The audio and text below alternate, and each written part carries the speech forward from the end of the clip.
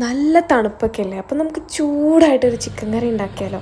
അപ്പോൾ അതിന് വേണ്ടിയിട്ട് ഞാൻ 2 ടൈപ്പ് ഓഫ് ജീരകം ഇട്ടിട്ടുണ്ട്. ആദ്യം ഒഴിച്ചത് സൺഫ്ലവർ ഓയിൽ. അത് കഴിഞ്ഞിട്ട് സവാളയും പിന്നെ വൈറ്റ് സാലഡിനൊക്കെ യൂസ് ചെയ്യുന്ന സവാളയും ഉണ്ടായിരുന്നു, അപ്പോൾ പിന്നെ അതും കൂടി ആഡ് ചെയ്തു.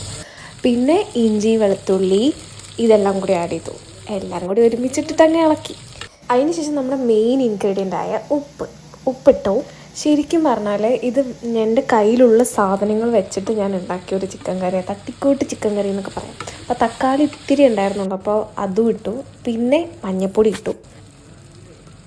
പിന്നെ അതിൻ്റെ പുറകെ മുളക് പൊടി ഇട്ടു, പെപ്പർ ഇട്ടു, മല്ലിപ്പൊടി ഇട്ടു, പിന്നെ ഗരം മസാല ഇട്ടു. എൻ്റെ കയ്യിലുള്ള എല്ലാ മസാലപ്പൊടിയും ഞാൻ ഇട്ടിട്ടുണ്ട് ഇതിനകത്ത്. ഈ മസാലപ്പൊടികളെല്ലാം ഞാൻ നാട്ടിൽ നിന്ന് വന്നപ്പോൾ പൊടിപ്പിച്ചിട്ട് കൊണ്ടുവന്നതാണ്. അയർലാൻഡിൽ ഇതൊക്കെ കിട്ടുന്നൊരു സ്റ്റോർ ഉണ്ട്, ഏഷ്യൻ സ്റ്റോർ എന്ന് പറഞ്ഞാൽ. പക്ഷേ നമ്മുടെ നാട്ടിൽ വെച്ച് നോക്കുമ്പോൾ പ്രൈസും അത്യാവശ്യം കൂടുതലാണ്. അപ്പോൾ ബെറ്റർ നമ്മുടെ നാട്ടിൽ നിന്ന് കൊണ്ടുവന്നതിന്. Back to cooking. അപ്പോൾ നമ്മൾ പൊടികളൊക്കെ ഇട്ടതിന് ശേഷം എന്തായിരുന്നു, മാരിനേറ്റ് ചെയ്ത ചിക്കൻ അതിനകത്തേക്ക് തട്ടുക. എന്നിട്ട് നല്ലപോലെ ഇളക്കിയിട്ട് ലോ ഫ്ലെയിമിലാക്കിയിട്ട് എനിക്ക് തോന്നുന്നു ഞാനൊരു 45 മിനിറ്റ്സ് എങ്കിലും വെച്ചിട്ടുണ്ടാവണം, മോർ ദാൻ ദാറ്റ്.